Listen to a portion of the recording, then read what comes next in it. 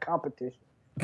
Sounds like you just don't know. You didn't know how to find. If that's why you wanted to move, you should have just asked for help. We could have found you a spot. No. You went. Listen, Willie went to his go-to spot was a soccer bar, and then he was surprised when they weren't talking about the NFL playoffs. Not true. I went to every bar. I went to every bar in Travis County. No, you didn't. You did not. You're a liar. That's false. You're lying on the radio, which is technically perjury. But did you know that? Tonight I'm doing Lehigh Valley stuff. Tonight I'm going to go to Dark Nights. Gang. Watch those guys wrestle around a little bit. Which is one of the perks of living. Be there. It's like a for real perk of living in the Lehigh Valley is that you can go to all these clubs and practice rooms and stuff. Oh, what? Barber Trained wasn't good enough for you here in Austin? No, it was not. Sorry, Vinny. Actually, one of the best clubs in the area. So, which is good and also sad because Austin's not a great area for wrestling, but it's improving. Maybe it is improving with the rise of Caleb Piles. That's right. Nah, he's not helping it. Hutto Hippos, right? Hutto Hippos, stand up. Caleb Piles. First of all, Caleb Piles had a birthday yesterday. Mm-hmm. Big day. He got Mario Party 9. Yep. Which Christian didn't even let him play. Who gives their kid a Mario Party 9 and then does not let him play it that day? Okay. That's messed up. Well, this was a unique birthday in that we got my car was totaled yesterday, and we were in a car accident. That actually tied up a little more time than I had hoped. We tried to salvage his birthday best we could. He still got to go to Awana, do the awards presentation. We had some delicious Whataburger. He had ice cream cake. He got to talk to family members, etc. And then, but it was 8:30. It's bedtime. What are we gonna do?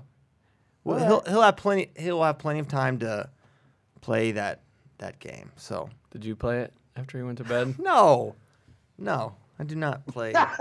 Christian played it after he put him in bed. What you played? What was your? Caleb's going on the road trip. Yeah. Yes, I think we should have him on I think we should have him on radio before and ask him some questions about the road trip. See what he thinks. Introduce people to Caleb a little bit so they're not so it's like, well, who is this 7-year-old? He's coming on the road trip? Yeah. Where have you been? You are you're adamant about keeping adult language and content off of that road trip. No. I'm not gonna try to have you guys be anything that you aren't. I'm just going to prepare him. I'm going to provide him with earbuds, and just pray for the best that he learns discernment and proper language. I recommend watching Old School. Yeah, getting the timing of the earmuffs. Oh yeah. Okay, got it. Mm-hmm. Got it. It's not Bader's voice penetrates any like Bose has not developed a headphone that cancels that noise. So there's nothing we can do. He's going to hear horrible words, and I'm just hoping that the good outweighs the debaucherous nature of some of the people on the fine FloWrestling team. Well, will he get to see? He might get to see Spencer Lee. Yeah, if he meets Spencer Lee, the whole thing that will basically make the entire trip. Yeah, that's basically all he wants. But I'm hoping he can get some other heroes too as well. get on the Kyle Snyder, Jordan Burroughs train. Yeah, there's a lot of good ones in American wrestling right now. It's a pretty good time to be an American wrestling fan. So yeah, and we'll be seeing many of those American wrestlers that we love next week. Excited for that.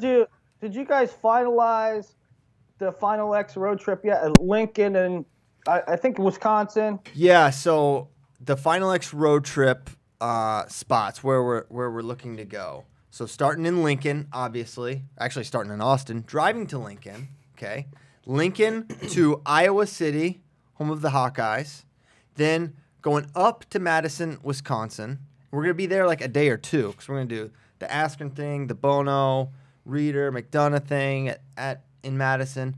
Then long drive to Ohio State, the Ohio State University. That's the plan. Coach Ryan, I don't know if you know that or not yet. I hope Bader's called you. But if not, this is neat. Surprise! Surprise! We're here. Technically, we can go to the university. We don't need their permission for that. It's a free country. It's a free country, so go ahead and try to keep us out. But I'm sure we'll be welcome there. But please don't. Can we come in? Can we see the new room? Or we'll go there. Tom drives by there every day and takes a Twitter video. I think we can go I want detailed information on how they're going to be speakers under the mats. What? Is that true? Yes. Speakers under the mats. This is Tom going Ryan back. himself told me that. This is going back to the Bose thing. Bose has figured that out, but they can't cancel out Bader's voice yet. That's the only thing they're yet to accomplish. So we'll do that. Okay, then after Columbus, we go to Morgantown. Morgantown for Kyle Brackey to get his revenge, which will be very exciting. Cannot wait for that. Coach Flynn, Coach Port, and is that their entire staff? Who else is on staff? Coach Moore. And Coach Moore. Okay. Coach Moore. So we'll be there. That's going to be exciting. They haven't even moved there yet. Maybe they will be moving there when we go and we can help them just unload boxes. Yeah, maybe that's how we can help. And then while they're moving in, Kyle can go meet with the administration. Get this all fixed. Get this whole situation straightened out. So that'll be big. From Morgantown to Are we going to Pittsburgh? No, I think we're going to State we're just College. Going to go straight to State College. Straight to State College, straight to the Creamery, get some ice cream, hang out there a couple days. All right, then Penn State Final X happens. Then we're going, I think, Lock Haven, Cornell. Then we're going to be posted up in Allentown, but we're going to go to, like, New Jersey, like Princeton, Rutgers, go to Penn, Drexel. I think there may be one other, but there might not be. And then that'll be it. So those are the places where we've identified. Whether these coaches and teams know it or not, we have the plan. We are booking Airbnbs and hotel rooms accordingly. So please prepare yourselves. And if nothing else, we're going to have a 12-passenger van, but we're going to have some pretty cool magnets on it. Yes. Like with the Final X logo and then cutouts of wrestlers competing, like big head cutouts. Mm-hmm. So it should be pretty cool. And if you see us on the highway, honk. Honk. Don't T-bone us. Please. Please. Come on, guys. That would be So catastrophic. y'all need cars. Christian needs a car. Nomad needs a car. Brad Key, you've been needing a car. Yeah. So yeah, this is the table of vehicular struggle right now. Okay, Nomad is probably not going to tell his story.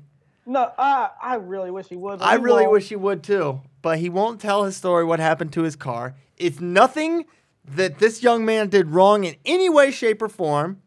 There's nothing to be embarrassed about, but he doesn't want to tell it. So that is his right. If he decides he wants to tell it. Where there was once a car, there is no longer. Well, no, there's still sort of a car. No, it's gone. It's gone. It's been smushed. It's. Well, but it begs the question: why was it smushed? I don't know. That I don't know. But you do know. I don't. I literally do not know. Dirty Mike and the boys. That's why. Oh yeah, that. No, but I don't know how it got. I don't know how it got smushed. Okay, but it was found. It was just. The story leading up to it is pretty amazing. It's all time. You should tell it sometime. Just you should tell it right now as we're sitting here. You should tell it. You don't have to put in all the details, but just basically the apprehension and the destruction and. So, in Austin, Texas, there is a very popular street called 6th Street. and I went down one night to enjoy some live music, because who doesn't enjoy live music? Live music capital And of the world. I was accosted by some vagrants, and and wallet and keys were stolen. The car was right near there. Car was stolen, and car ended up in Houston and is destroyed. I was in Houston. So literally, Dirty Mike and the boys had a soup kitchen in Houston. The insurance adjuster look at the car. They're like, "It's over." Like they said, it's not salvageable. Right. On a positive note, though, not upside down on my car payment. Shout out to Geico. Shout out. So I will hopefully. I got to leave for Dallas today. So hopefully, sometime between coming back from Dallas and leaving for World Team Trials, I will have a general idea of what I can buy, so that when I come back from World Team Trials, I'll have a car. I hope that you have a car. So wait, was your car paid off at this point? Or no? It's. I need to send them one document. One document. My father signed, and then I need to sign it, and then we're all Gucci. Then we're clear. Yeah. So Nomad's car was freaking stolen and destroyed. Oh my gosh. By vagrants. Yes, by vagrants. And then they call them, and they say, "Hey, we found your car. It's in Houston." I think Normandy's getting 3 hours stormed away. right now. Yeah. Yeah. So, okay. So Sorry. Christian's car got T-boned. Nomad's car got stolen. Kyle's car is just old. Kyle, when you interned down in Austin like 6 years ago, something happened to your Explorer. You had to like get it. Yeah, I got a new transmission. It just went out. I was just driving down the road and then just stopped working. So all three of us, we need Mike DeSabino on line 1. We need the Carfax ASAP. Yeah, so I got T-boned by an idiot, and my car is old and has almost 200,000 miles, so we're not going to get much money for it, so it's unfortunate. But we're in the market. I thought it'd be a fun team-building exercise for Nomad and I to get go car shopping. You know what I'm thinking, Christian? What you thinking, boss? Lambo. Yes. Yeah, why not? You know, as long as we can get the payments reasonable, we'll be all right. Okay. Next topic. We didn't even talk about what's up with Kyle's. His vehicle, he has just been manually pumping it. If you scroll through my Twitter videos, for the last, since it was like March 20th, his first pump. He's pumping up his tire. He's been doing that since like yesterday. It wasn't every day, though. Like, I don't know. Some days it was in the morning, and then just go a few days and it'd be fine. Then I went and got it fixed yesterday. Big day. Yeah. So it's kind of the circle of life for cars. They get destroyed, they get repaired, and life goes on. So it's very, very symbolic in that way.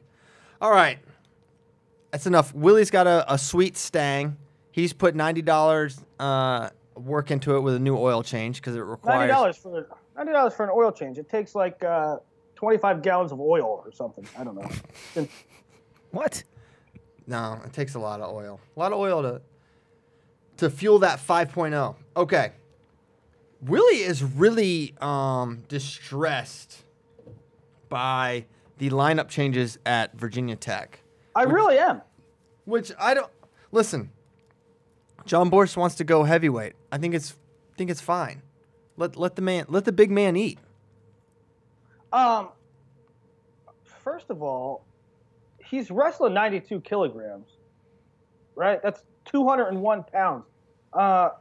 He's gonna wrestle heavyweight with these. It's the last four. It's the last four that are the toughest, Willie. You would know that. He's making it 2 days in a row in freestyle. Yeah. You think he's big enough? I don't think he's big enough. Oh my gosh, yes. We're going to see the hokey bulk job. Listen. All those guys at Virginia Tech are monsters. Jared Hott was huge. Ty Yeah, Walls. Jared Hott wrestled 97 and he dwarfs Borst. I don't think Dwarf. No, he Dwarf. doesn't. All right, let's give some context here. Apparently, Coach Freyer put a depth chart on a message board and said, "Hey guys, here's some food for thought.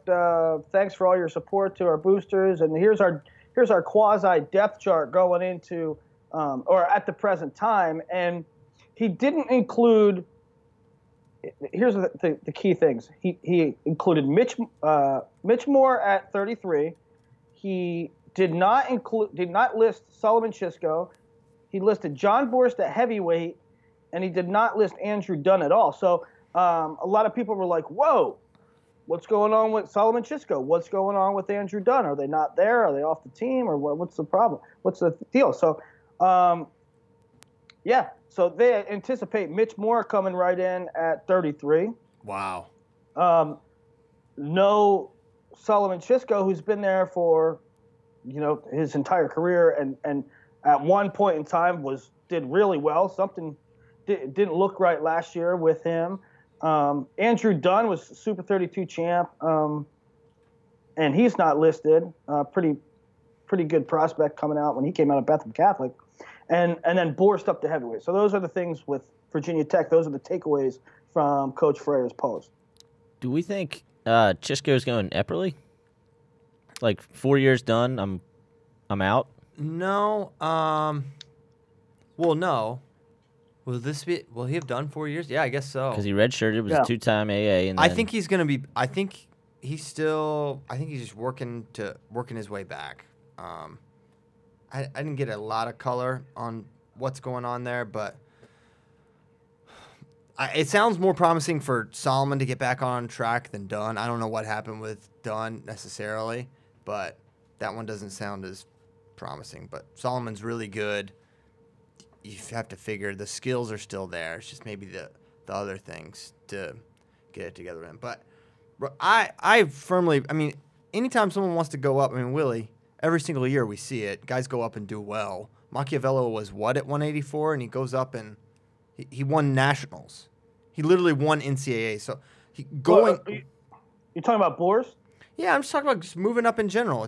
He'll be fine. He's got plenty of time to get big, and just because you can make it. Let's say this. Okay, if you're a 197 pounder, you probably cut from 212 reasonably, maybe even more, right? So.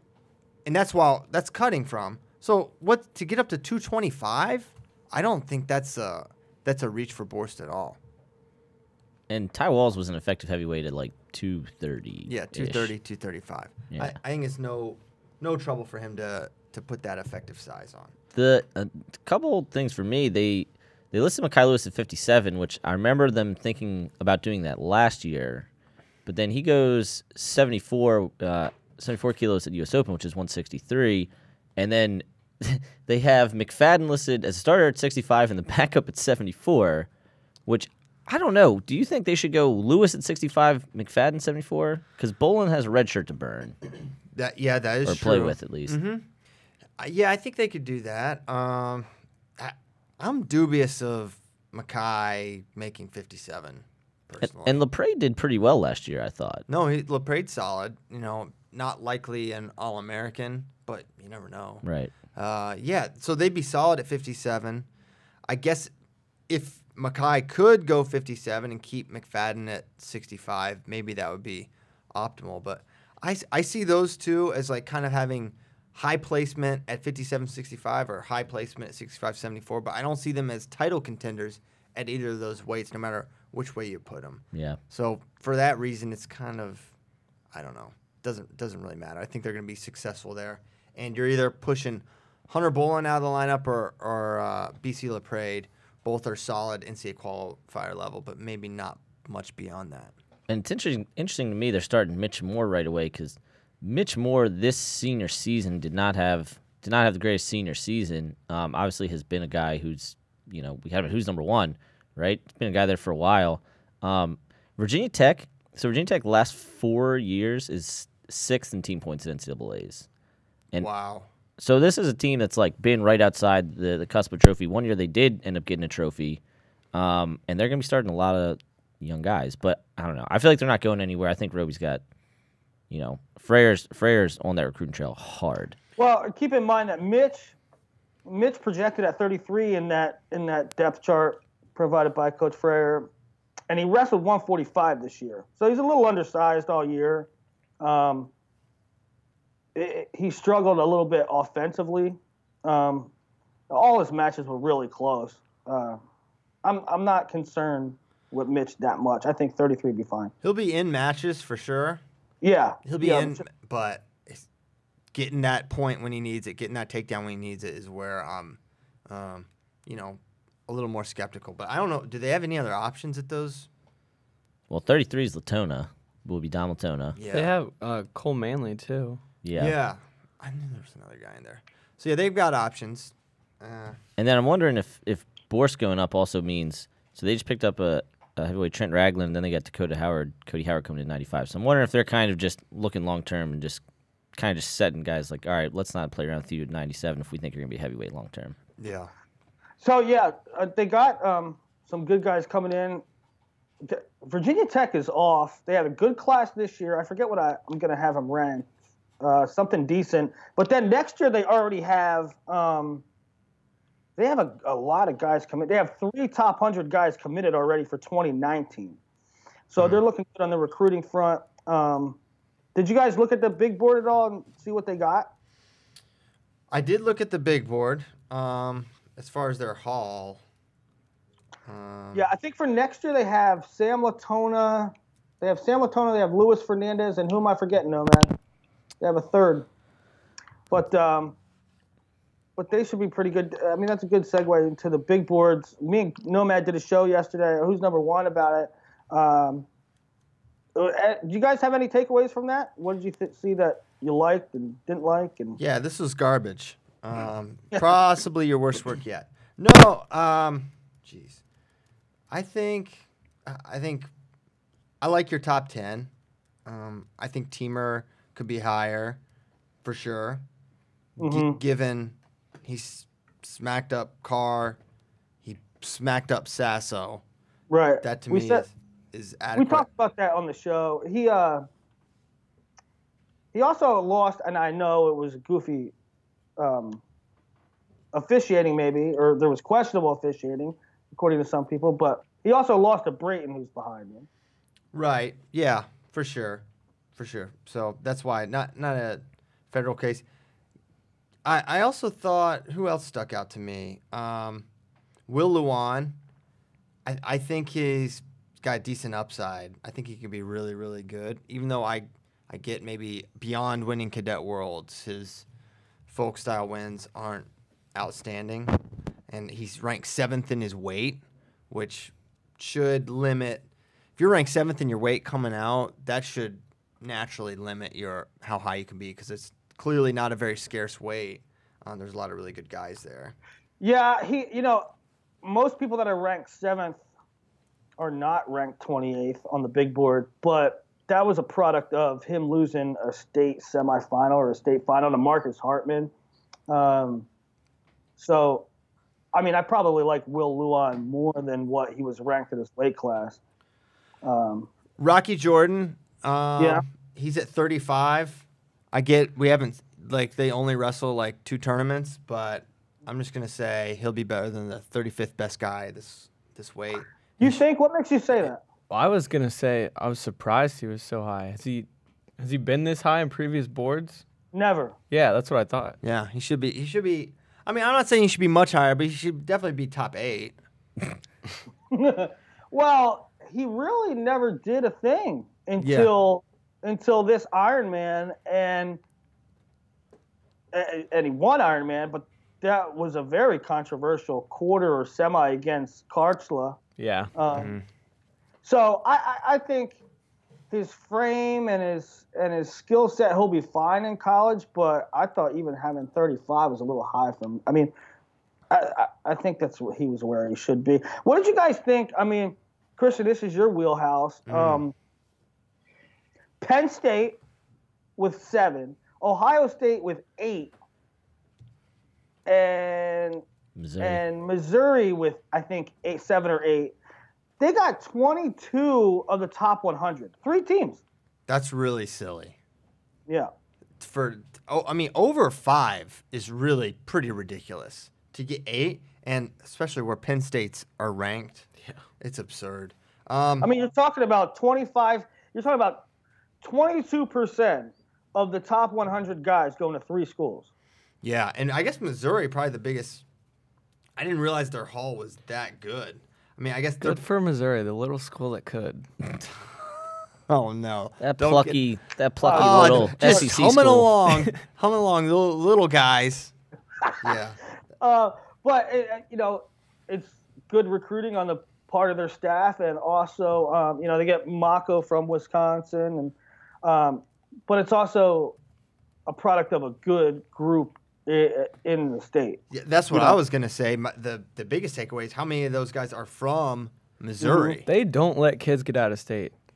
Who's the best Missouri guy that's got out recently? Keyshawn. Keyshawn. Yeah. Probably him. And what? He's a 49. They could. But for the most part, they do a really good job of keeping the best kids in state. Oh yeah. Yes. They do a fantastic job.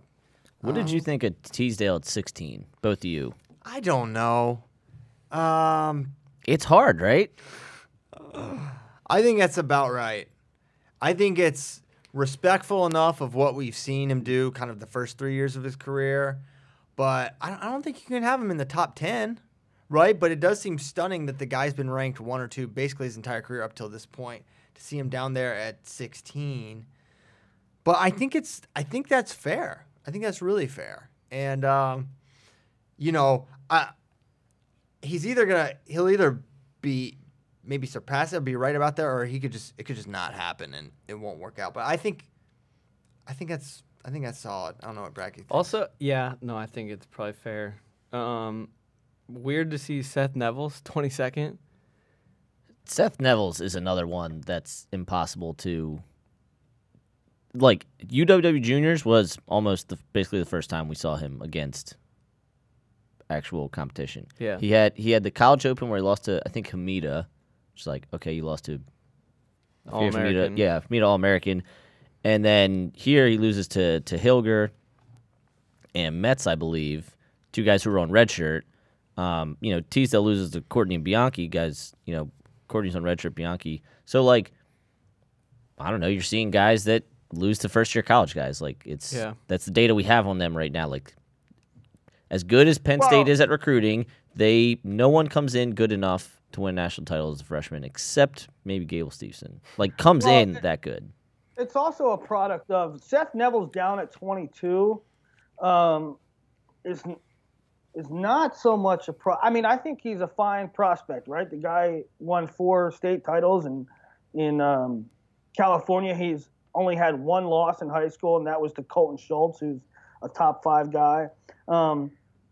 So his 22, his ranking wasn't suppressed so much by I don't know how good he is, but I think it was suppressed by the talent that's at heavyweight. I mean, right? I think Cassiopei's was suppressed a little bit by the guys that are a heavyweight. I mean, you got Mason Paris and Kirk Fleet coming, and Gable Stevenson, and so I think Seth Neville's is great.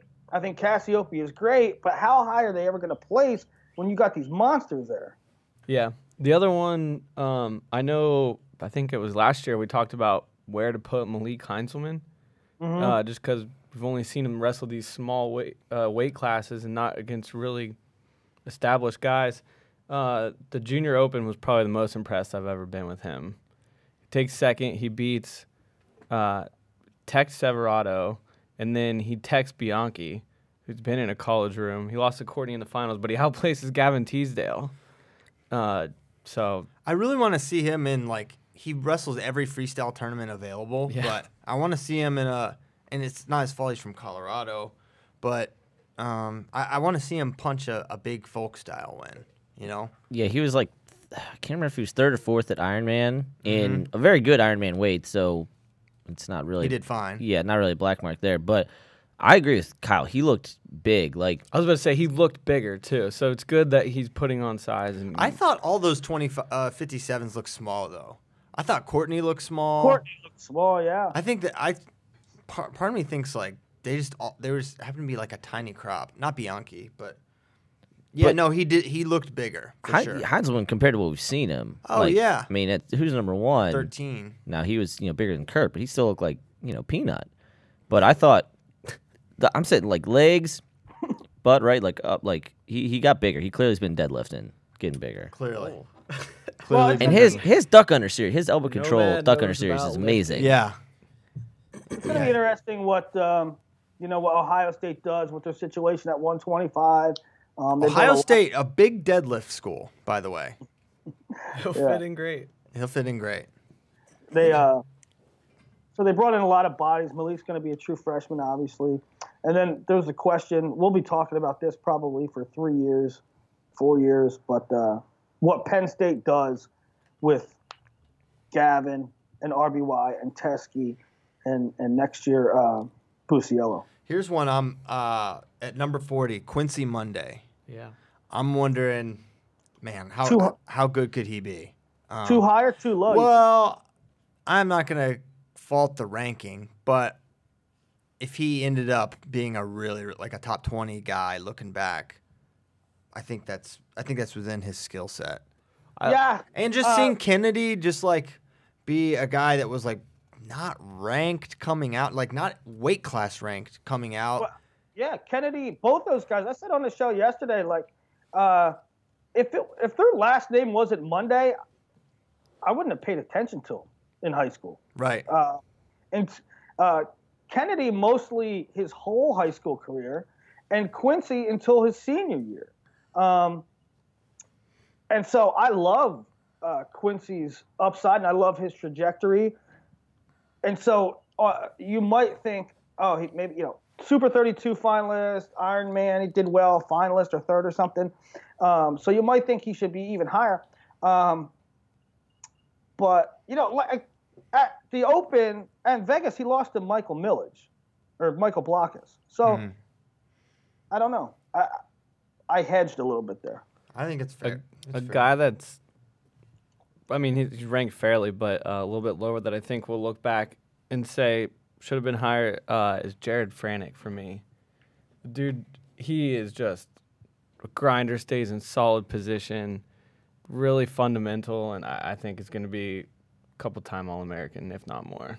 He's pretty good on top, too, coming in. I got a question what weight class he's going to be because Me too. I thought they were going to have him at 49, but then He's huge. Yeah, he got bigger, way bigger. But yeah, I'm with you, Bracky. I've liked him.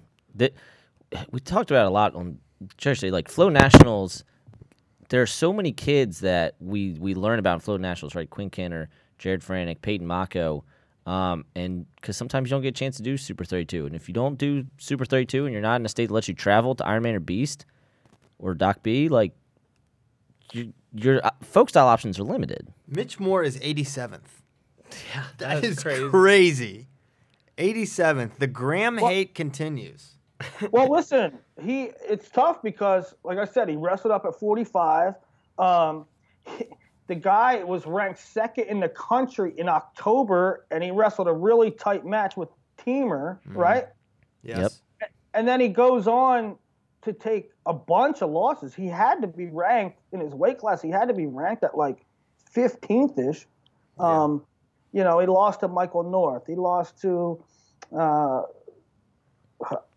bunch of kids in the state of Ohio. Yeah, and Kai Bell. Yeah. So only one kid on here, or actually two, I guess, is uncommitted. But Aaron Cashman, what's going on with him? I don't know. He's a Minnesota guy. Made a cadet world team. Went to the OTC. He wrestled in Vegas. He's uncommitted. I haven't heard where he might go. The logical Minnesota. The logical thing might be Minnesota, but they're getting guys in at 25. They got Patrick McKee with money tied up in him, and a very, very solid prospect. So I don't know what's going on with him. I don't know where he's going to go. There's only two uncommitted guys on the big board. 98 of them committed. Just Cashman and Jack Davis. Jack Davis was committed to Pitt and now is a free agent, and I'm told he's looking at Missouri, Penn State, and Lock Haven. Runs the gamut there. Love to see Penn State turn it around. Another thing Jack Davis. Well, the curveball there is, and I don't know if this is true, but somebody told me his mother might be employed by Penn State. Classic. They'll do it. One thing to remember with Penn State, and I guess also Brock Hardy, but when you're looking at them bringing in 7 guys that are in the top 100, yes, but 2 of them aren't going to go in the books until 2019 in Beard and Brooks, which is right after Nolf, Nickel, Neville's come off the books for them. So And Keener. Yeah, Keener. Just kidding. And then Brock Hardy is going on a 2-year mission, so he won't go to the Huskers until 2020-2021 season. Dang, after the Olympic year. Right. Okay. All right, so that's the big board. Feel free to check it out. It's on the Good job, Will. the site. Good job with the big board. One final plug, recruiting rankings probably coming out soon, right, Will? And then me and Will are going to talk about it next week on Who's Number One, the show. Yeah, there's a lot of recruiting stuff. I love this time of year. The final big board. At some point in the next month, we'll do the junior big board. We'll turn all our attention to 2019. But recruiting class rankings coming out very soon. And then I'll have an article on recruiting over the last decade. And then Spey has an awesome article on some data from the last few years. Okay, looking forward to that. All right. Willie, you put in here the Beat the Streets lines. You want to talk about those a little bit? Yeah, there's lines up for Beat the Streets. What a great card. I love it. Love it. And I have an article coming out on my 3 favorite bets. I think the lines are good enough that they all make you think a little bit, and you know that's what lines should do. But I have the my 3. I was interested in your 3, or not 3, but maybe 1. Helen Maroulas -2.5 against Adekoroye. I think that's a great matchup. I also like one of mine was Stock against Abora-Dudu from Nigeria. I think that's a great matchup. I like Abora-Dudu in that one with the points. But Christian, you like America. You like all the Americans, right? Particularly Kyle Snyder 4.5. Crush. Salas Perez. Yeah. Snyder, yeah. I think he's going to annihilate him. I do. In an American blaze of glory.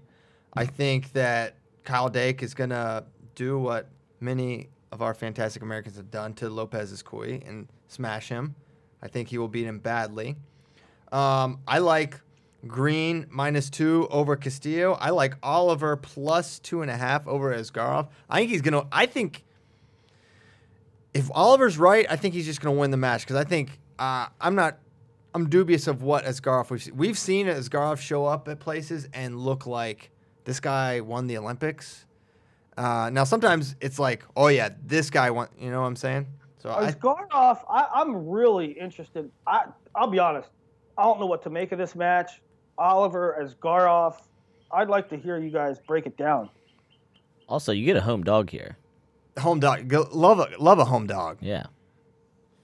Yeah, as far as the matchup goes, I mean, I don't know. Asgarov is a very complete wrestler, as is Jordan. Athletically, I don't see Oliver getting moved around as much. Both have great slide bys, especially Asgarov. I don't know. I don't know how I see the matchup playing out, but I like Oliver's chances. Well, with 2.5, I mean, Oliver usually keeps it close with everybody, right? Yeah. He's got good parterre defense. Was it a 1-point match with Chamizo? Yeah. I mean, 8-7 or 7-6. He should have won. I mean, I should have won, but if he went for the turn, if he hadn't given up that reversal, he would have won. He would have beaten Chamizo straight up. Have Asgarov and Chamizo wrestled? Was that an Olympic semi? Have Asgarov and Chamizo wrestled? This is like the greatest 3-match series I've ever seen in my life. Well, didn't they wrestle at the Olympics? Olympics, Euro Games in 2015, and then there was one more. They wrestled 3 times, and every time has been incredible. Chamizo won the Euros one, right, in 15? No. Okay, I don't remember this series at all then. No. But No, it was incredible. I think they wrestled in the Indian Pro League. No, they wrestled. It was like Worlds and Euros. And Yeah, I know that. Oh, yeah, they wrestled at Vegas. Yes. That was crazy. That's what it was. he should have been pinned. Wow, that it could have went either way.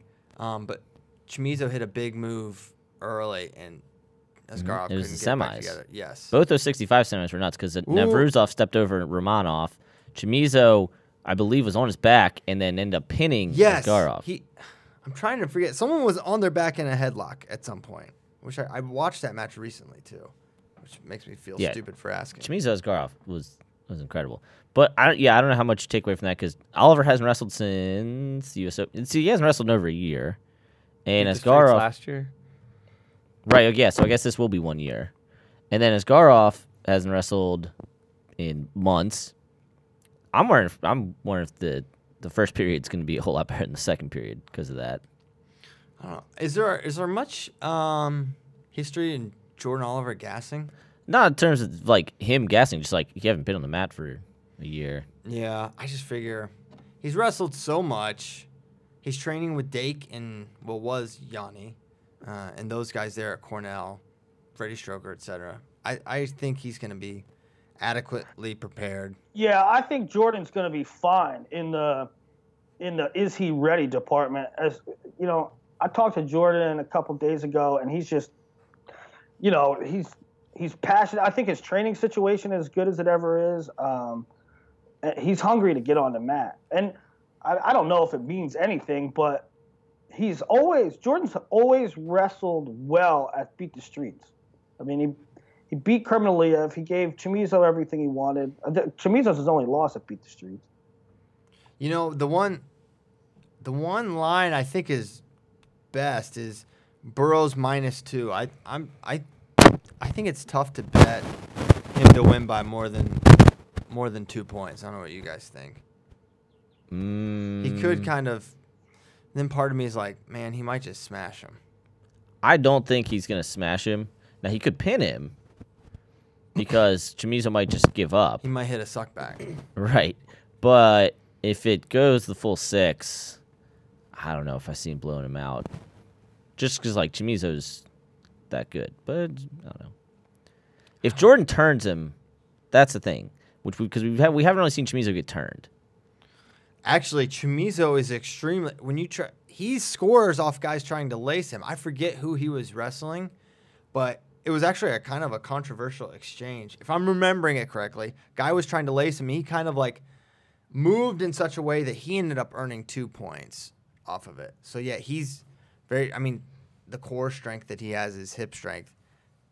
Well, I don't see a turn there for Jordan. And the good thing about Jordan in that regard is when Jordan turns people, a lot of times it's so quickly, it's takedown lace, right? So Jordan might not be in danger if he's messing around down there and given Chamizo time to counter like that. Oh, another one. Gwiz -6. I think he's going to tech this guy. Yeah, I think a lot of people feel that way, and he very well could. He won 9-0 at Pan Am's. But this guy, his results aren't that bad. I mean, he's not great, but they're not that bad. 6 is a lot of points, especially at heavyweight. It seems like all the good Cuban heavyweights go Greco. Yeah. Because obviously Mihan the GOAT. Mm-hmm. Their guy right now is really good. Yeah, Mihan's backup last year got bronze, and then his other backup that left for Chile got bronze. So they have 3 world-class Greco guys. And apparently this guy's, he's okay. He's good. Yes. Okay. What next, friends? Well, I want to go this isn't going to be the order of the card. What do you think the order of the Beat the Streets card should be? I'm not going to do that, but Burroughs Chamizo should definitely be last. It has to be, right? It has to be. There's no other option. I think you got to start with something poppy too. I think you start with Snyder Salas. I think you need to have a big one in the beginning, and then you have to end with the big one, and then you can put. I like going Jo Askarov, then Burroughs Chamizo back to back, like co-main and main event or whatever, however they call it. I also think Helena Decaroye should be near the end. Oh, I do too. I think that should be like the third to last one. Yeah. For sure. I wouldn't be opposed to that being first. I think that match is awesome. Yeah, I think it's a good first one. I just like the idea. Yeah, I think it's best at like third from last. Yeah, maybe that. Start off with Snyder, Perez. That's maybe. an interesting one too. Is Helen gonna smash her? Adekoroye is maybe the one woman it's the toughest to like prognosticate for. They had a really good match at Indian League. She got pinned by somebody. Oh, she got pinned by a Mongolian within the last few months. But other than that, her losses, even to elite girls, are really close. She lost in World Finals by a point to Japan. She lost 3-3 Indian Pro League to Sophia Matson. So her losses have been close. That being, I mean, what do you guys think about -2.5 for Helen? I think it's smart. Helen, I mean, especially if she is recovered from that concussion she got in India. Even as good as Adekoroye is, Helen's like on a different planet right now. I went back and looked. Do you know the point differential for Helen at Worlds last year? It's like 55-0, right? 52-0. She teched her way through Worlds. Yeah. And Adekoroye is coming up in weight. I think she's perfectly sized to go with Helen. I don't think size will be a factor. I think just Helen. Part of me thinks it could be a really bad matchup for Adekoroye because she's not near as refined as Helen is. I mean, she's been wrestling, what'd you say, 6 years? Yeah. Okay. Not long. So I just think it could be just a technical mismatch, and it could just get out of hand. And then the last line, Cox -2 over Torre Blanca is interesting because, as we talked about in the last show, Torre Blanca is going to keep every match close, but he's not going to shoot. Jaden, we just saw him win 2-0 over Duran at the Open and 3-0 over Zilmer, or vice versa. So yeah, I'm not touching that one. Yeah, no, that's not a good one. Like I think Jaden will win, especially because we tend to win these things, beat the streets. Well, the thing is, I don't know. From what I've seen, you can't really take Jaden down, and Torreblanca's all counters. And Jaden hasn't shot recently, so I don't know how that's going to go. Well, he shoots, but it's not often. It's like one really nice single a match, but he never like pushes for 3, 4, 5 takedowns in a match. At least against guys on his tier, right. You can say. Which has always kind of been his MO, and it works for him. He's back-to-back world bronze. So that's Beat the Streets. And while we're at it, we had a question about Beat the Streets. I don't know if it made it into the document, but someone's like, hey, what is Beat the Streets actually about? Like, what is the organization Beat the Streets? Like, it's a great event, but what actually is Beat the Streets? In a nutshell, Beat the Streets' mission is to take urban, at-risk, disadvantaged youth, introduce them to the sport of wrestling, use wrestling as a vehicle to teach, life's values through the sport of wrestling. It gives them good role models with coaching, gives them an athletic outfit, it gets them outlet, gets them in shape, and it grows wrestling within those urban communities where wrestling is not really a hotbed, and it's been a very successful. I mean, the numbers are.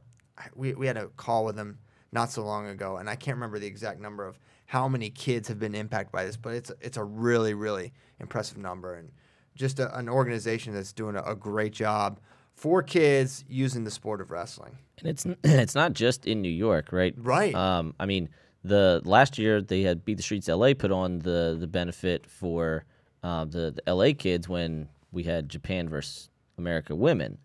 So that's cool. Beat the Streets Philly. Yeah, Beat the Streets Philly. Beat the Streets Philly is very hooked up with Penn RTC, which is great. Beat the Streets Baltimore. I heard a couple months ago they just got a new facility. I'm not as familiar with. I heard Beat the Streets Chicago is getting Mike Powell. That's awesome. Really involved in that. Wow. So yeah, that should be a really good thing. So Beat the Streets, all good, and we have a link. We have an article up with the link to the ticket. So if you can make it to New York or you're in that New York City area, for the first time, like $25. It's pretty cool. Yeah, for the first time, tickets are as low as $25. They can have more seating at this new location, and before they were pretty expensive. But now there's a $25 option, and they're still available.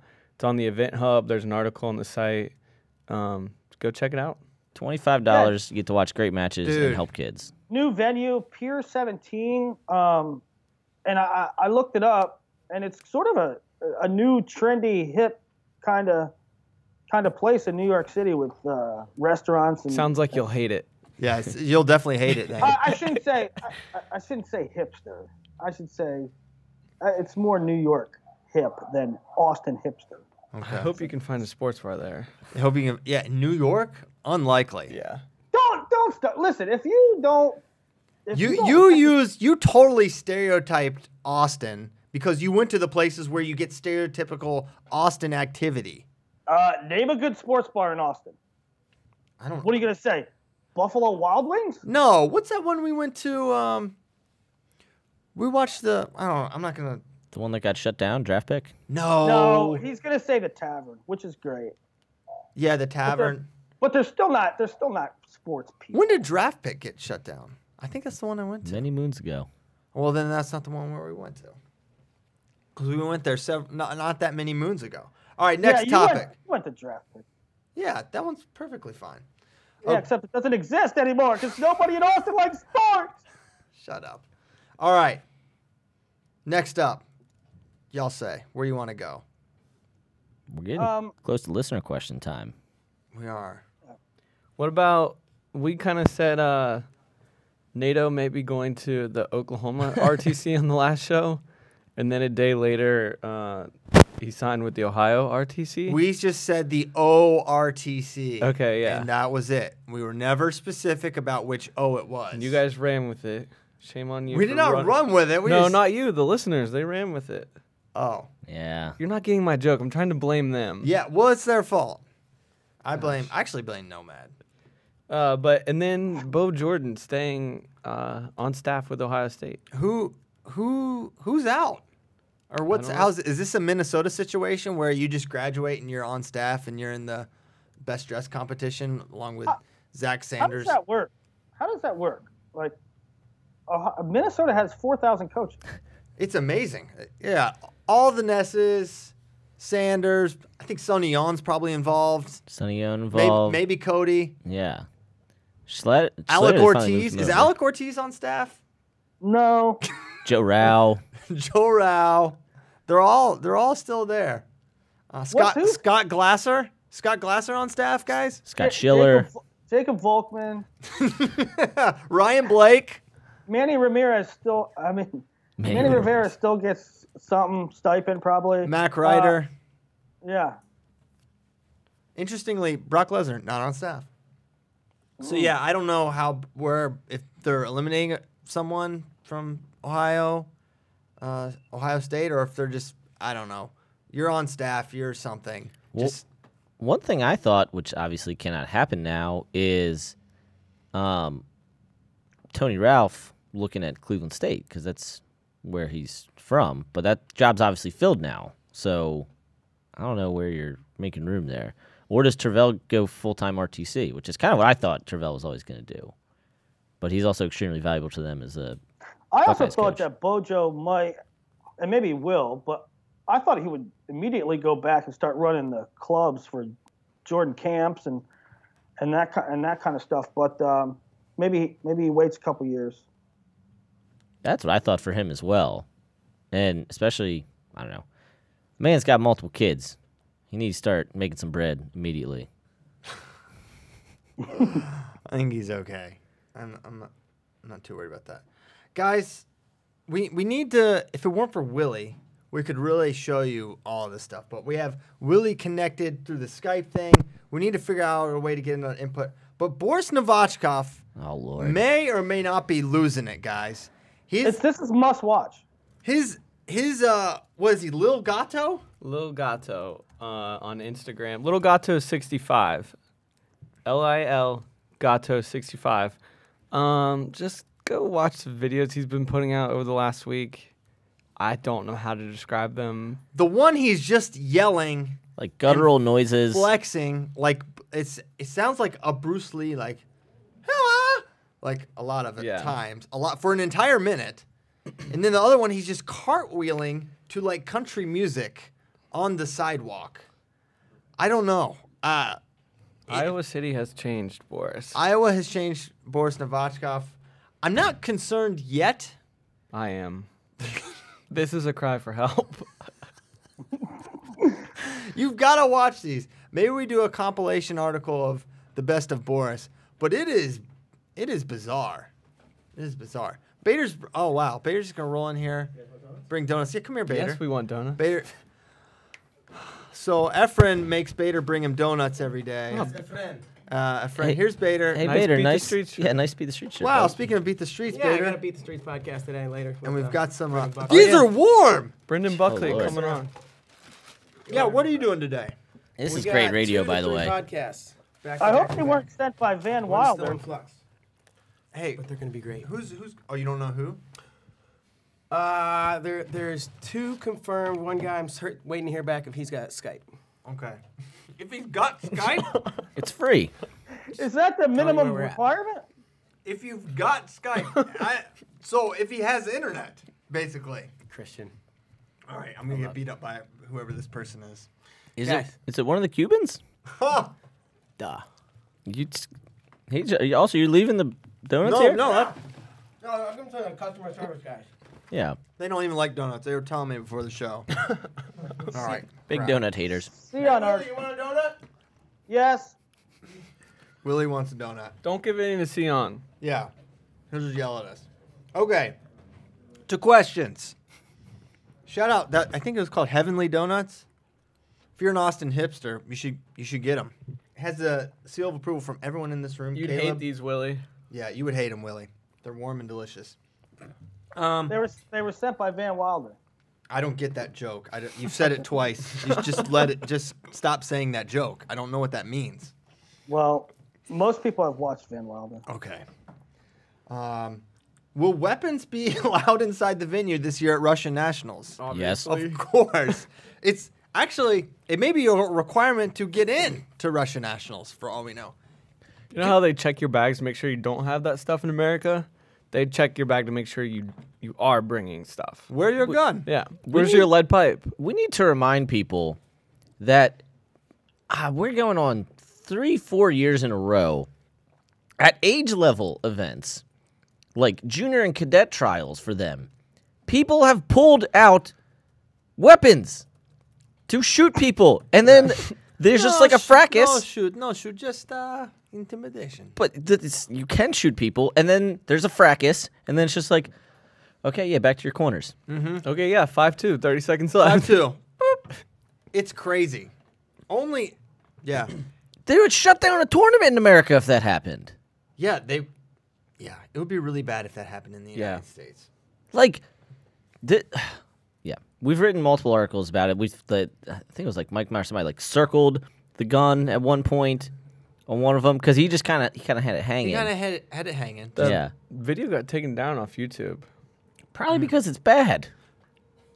Guns It's are actually. different around. I talked to Nanad. Nanad said, he talked to a guy that runs basketball. He said It this happens all the happens time. all the time. Just at a Cavaliers game the other day. J.R. Smith and who was it? Scary Terry. DeMar DeRozan. DeMar DeRozan. They are just, no actual shots, guys. We're just talking. No problem. Guns are different over there. Do you ever look at Crazy in Russia or Yes. Only in Russia? Daily. I saw one like a couple weeks ago where this cop in Russia is walking with like a machine gun or an automatic weapon with a prisoner with a guy he had arrested with handcuffs. He gives the guy the gun, and they keep walking. He gives the prisoner the gun, and they keep walking, and the cop lights a cigarette and gets the gun back. Oh, my gosh. Only in Rus- Russia. Russia's a different place. But it happens everywhere, you see. I know Sadulayev is probably moving up, asks Alex Ruiz, but how do you see a match with him and Yazdani going at 92? He hasn't looked nearly as dominant since moving up from 86. So I've long had a theory, it's not a theory specific or original to me, that Sadulayev is not even close to how old he is claimed to have been. And I think when he started winning his first world title at 18. I think he was much older than that. So I think, we've probably seen his best days. Now we're going to see his really high level days, but he's not going to be that 10-0 factory that he was. Well, is this question saying he hasn't looked nearly as dominant since moving up from 86? Is he saying Yazdani or Sedgelayev? He's talking about Sedgelayev. Okay. So what's your theory on why Sedgelayev would wrestle 92 Euros but then 97 Worlds? I think because he does whatever he wants. Yeah. I think they have they have no control. Like he's going off the deep end, but they have no control because he's just the best guy. And so it's like he could just do I'm going to stomp my feet and say, all right, I'm not wrestling 92. Peace. So I think he just does whatever he wants, and he wants another shot at Snyder. And, me and Spare talk, it's like he's a simple farm boy. They remember grandfather made him plow when he's trained for the Olympics? Like, he just, I'll wrestle what I weigh. And what I want to weigh is approximately where the Olympic champ is that beat me. I want revenge. Yeah, I don't know if I think that's a whole thing. Why would he not just stay at 97 though? Why would he not do Euro 97? That's what I don't understand. Because I think they convinced him for okay, one tournament you're gonna go down, and it was in Dagestan, so maybe they wanted to get as many Dagestanis on the roster as possible. Okay. Well, there's plenty of them because they wrestle for every country. Maybe he wanted to wrestle his buddy Sharifov. They wrestled in the finals. I don't know. Yeah. It's weird over there, man. You have no idea. It could be that weird and stupid and simple. Yeah. How would, to the original question, how would it look? How would Sedgelayev versus Yazdani look? I basically pick against Yazdani in almost every hypothetical matchup, and I will do it once more. Yeah. I think... Similar to Kyle Dake on message boards. I think he will lose. No, yeah. Kyle Dake loses every message board battle. But no, I think Sedgelayev would beat him. I don't think he's underhooking and moving him around. Now, he could get really tired, but I think before then, Sedgelayev might just gut him. That's the thing. Sedgelayev guts everyone except Snyder. So he always turns 2s into 4s and 6s. And somebody might have been at Euros, somebody took him down or got to step out, and then it was poke the bear, and he just ragdolled this dude around, gutting him all over the mat for another minute. So I think that's what happened. Yazdani would get turned. Was it this year at Euros? He was wrestling someone. They let him on top basically until the match was over. Yeah, they're like, no, we're not giving you a restart. Yeah. They just finish it. I need to go back and find the match, but he was on top for a really long time without scoring, and they just kept letting him work for the turn. And Yazdani gives up points. I was just watching. So Iran trials are this weekend, and I was just watching him yesterday. He gave up 2 points to the guy that beat Richard Perry in the Ukraine finals.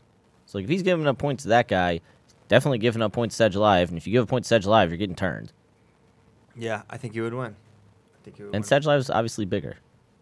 Definitely. All right, this can be our last question. We will depart. Who is your dream coaching staff, Willie, using no current/former D1 head coaches? FRL questions. No former D1 head coaches. Well, obviously, head coach Ken Chertow. Right away. Obviously. He can run a good camp system. Advocare connections, etc. Advocare. Proof of concept at King College. Just didn't get to quite see that all the way through. Give me Snyder, Buxton, and Rochelle. Ooh, Rochelle. I love it. It's not even a joke. I know it's not a joke, but it's just the irony. You waged war against him 1 year ago. I didn't wage war. Yes, you did. You did. I did not. You didn't wage it. You declared it. You declared war against Wisconsin, Kyle Rochelle. That's what I said, and this point still holds. If you care about seeding, you need to go to Pan Am's. Jordan Burroughs does not care about seeding. Okay, Jordan Burroughs doesn't, but other people do and should, and I don't understand why they wouldn't go. Yeah, we can get that. That's a perpetual evergreen topic. Okay, Casey Cunningham. Yeah. Duh. Oh yeah, duh. Terry Brands. Duh. Yes, you got lightweights, middleweights. Upperweights. Need a wild card. Yeah. Well, Terry Brandt's kind of a wild card. Yeah. A wilder card. Upperweights. I got nothing. Bracky, what you got? Yeah, what do you got, Kyle? You ain't beating Yourself? Obviously. No, what about Askren? Oh, yeah. Yeah, Andre Metzger. Yeah, Askren, Metzger, Chertow. Yeah, boom. That's. Got my wild cards. Oh, Tervel. Oh, Tervel. Yes. My team. Yes. My team smashes everyone. Dang it. I think Nomad has the best team. Okay, Nomad won this exercise. And I congratulate First time ever. Yes, this was good. Nomad normally goes off the wall. He just nailed it. He beat all our teams. He beat Willie's teams. Willie tried, but he put his best friend on the team, disqualified. He did. What has Nomad gone off the rails about recently? Oh, Nationalism, mainly. Yeah. what? Nationalism, last show. Oh, nationalism. That was ridiculous. It's not ridiculous. There's a difference between nationalism and patriotism. He said nationalism is stupid. It is stupid. Except he absolutely lost his mind in Paris when we won Worlds last year. Yes, because nationalism and patriotism are two different things. I'm talking like jingoism. That's what I mean. Got it. Well, we're going to go. We're going to leave so we can play the fun outro music. Couple things. One, what's up this weekend for you, Nomad? I am going to Dallas right now, after this actually, for Women's Nationals, which is cadet and junior trials for the ladies. So you got like Emily Shilson, Lady Martinez, Grace Figueroa, Michaela Beck. There's a young lady from Illinois, Kennedy Blades, who's going to be awesome. She's going to be on the world team in like 5 years. Kennedy Blades? Kennedy Blades. Cancel the tournament. She's a hammer. Kennedy Blades? She's a monster. Put her on the team. Oh my gosh. I'm going to let my daughter wrestle. Kennedy Blades. I don't know anything about her. Her name's Kennedy Blades. So IKWF, There's which somebody is... entered in a tournament named Beyonce. Yes. Listen, did you not think that name would become popular with Beyonce? I don't know. And in 10 years, when I'm still going, it's going to be Khaleesi. And, Oh my gosh. Yeah, in 10 years. yeah. That'll be a little weird. But anyway, so if you want to watch some of the future women stars of America, I'll help you out in Dallas. I don't know. That's American, right? There's people in... Somebody in our company at Flow Sports named their kid Zelda. Willie. It's true. Don't put the Probably stop. don't put the proud. What are you talking about? He's in Easton. He's just gonna let it fly Yeah. now. You're not. I mean, only in America. Do people in Russia name their kid Tetris? No. That's just a lot of stuff. Do people in Brazil name their kid Shakira? Probably. I don't think Shakira's Brazilian. Probably. Yeah. Is she Brazilian? I don't know. She's some South American something. Pretty sure she's She- Colombian. yeah, I thought she was Colombian. David Prado confirms Colombia. All right, Colombia. All right, I don't we're- see a lot. All right, we're out. We'll This see you ad next hoc. We're time. not Beyonce. Next Tuesday. Later, Beyonce. Thanks for listening, Beyonce.